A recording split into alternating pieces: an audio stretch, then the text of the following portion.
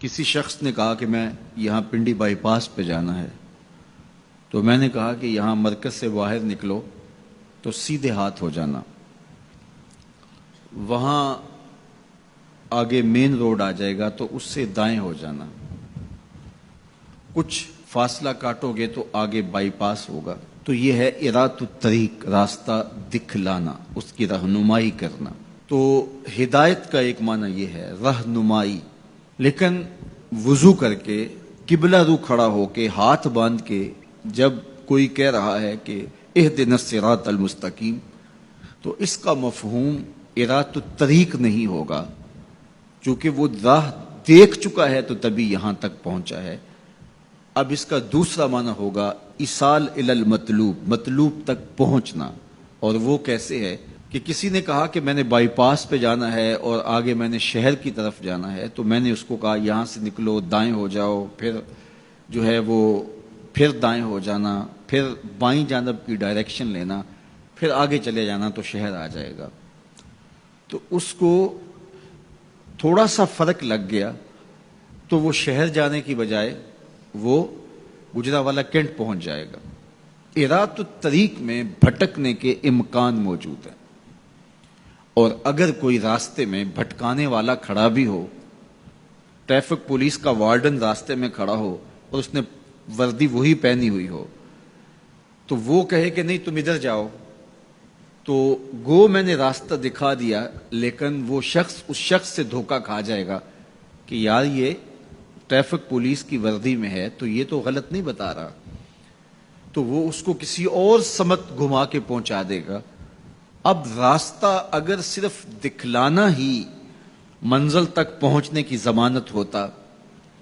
تو لوگ راستے سے بھٹکتے نہ، کیونکہ راستے میں ایک جعلی وردی پہنے کھڑا ہے جو لوگوں کے راستے خراب کرتا ہے، اور اس نے اللہ کی حضور، اللہ کی عزت کی قسم کر کے کہا تھا لَأَقْعُدَنَّ عَلَىٰ صِرَاطِكَ الْمُسْتَقِيمِ، مالک تیری طرف جو سیدھی راہ جاتی ہے میں اس راستے پہ کھڑا ہو جاؤں گا اور تیرے بندوں کو تیرے تک نہیں پہنچنے دوں گا، دائیں بائیں بھٹکا دوں گا۔ تو ارات الطریق میں بھٹکنے کے امکان موجود ہیں۔ اور دوسرا ہے ایصال الی المطلوب، آپ نے کہا کہ میں نے شہر جانا ہے، مجھے راستہ بتاؤ، میں نے آپ کا بازو پکڑا، آپ کو ساتھ لیا اور شہر پہنچا کر کہا کہ یہ تمہاری منزل ہے، تو اس کو کہتے ہیں ایصال الی المطلوب، مقصود تک، منزل تک، مطلوب تک پہنچا دینا۔ تو اہدنا الصراط المستقیم میں بندہ اللہ سے منزل تک پہنچنے کا مطالبہ کرتا ہے، راستہ دیکھ چکا ہے لیکن پھر بھی کہتا ہے مالک میں چلوں گا تو شیطان راستے میں کھڑا ہے، میری راہ مار دے گا، تو کرم کر، دستے کرم بڑھا اور مجھے منزل تک پہنچا دے۔ اور جب وہ دستے کرم اور رحمت برا ہاتھ دیتا ہے تو پھر منزل تک پہنچنے میں دیر نہیں لگتی۔ از خود کوئی جتنا مرضی سفر کرے منزل نصیب نہیں ہو سکتی جب تک اس کی کرم نوازی نہ ہو۔ بہلول دانا دریائے دجلہ کے کنارے پہ گھوم رہا تھا کہ ہارون الرشید نے کہا کہ اس کو میرے تک پہنچایا جائے، تو اوپر والوں نے کمند نیچے پھینکی اور نیچے والے خدام نے اس کو پکڑ کے اس کمند میں بٹھایا اور ان اوپر والوں نے اوپر کھینچ لیا، تو 2 لمحوں کے بعد محل کی چھت پر بادشاہ کے سامنے تھا۔ تو بہلول کو ہارون الرشید نے پوچھا بہلول بتاؤ خدا تک کیسے پہنچے ہو؟ تو بہلول نے مسکرا کے کہا بادشاہ جیسے آپ تک پہنچا۔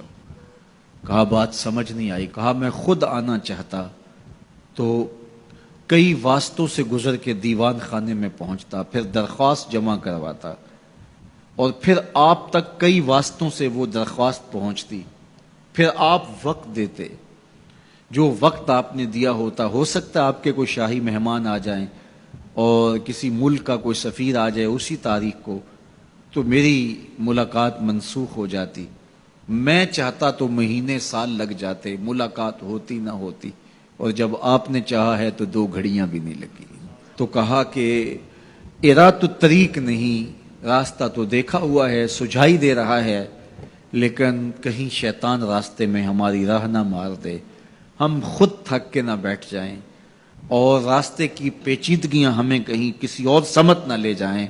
تو تو مالک کرم فرما، دستے کرم بڑھا اور ہمیں منزل تک پہنچا دے۔ تو جب یوں سوال کیا تو جواب کیا آیا؟ صراط الذین انعمت علیہم۔ تو یہ سائل کے سوال کے اندر ہی جواب ہے، فوراً اس کے لبوں پہ یہ سوال جاری کر دیا گیا جس میں جواب ہے مالک ان لوگوں کے راستے پہ چلا جن پر تیرا انعام ہوا۔ اور اللہ کا انعام کن پر ہوا؟ انبیاء پر، صدیقین پر، شہداء پر اور صالحین پر۔ اس طبقے پر اللہ تعالیٰ کا انعام اور اس کی کرم نوازیاں نازل ہوئی ہیں۔ تو کہا اگر تم میرے تک پہنچنا چاہتے ہو تو انبیاء کے راستے پہ چلو، صدیقین کی راہوں پہ چلو، صالحین اور شہداء کے راستے پہ چلو، تمہیں منزل نصیب ہوگی۔ یہ وہ خوش نصیب لوگ ہیں جو میرے تک پہنچے ہوئے ہیں، اور جب تم ان تک پہنچ جاؤ گے جو خدا رسیدہ ہیں تو تم بھی منزل تک پہنچ جاؤ۔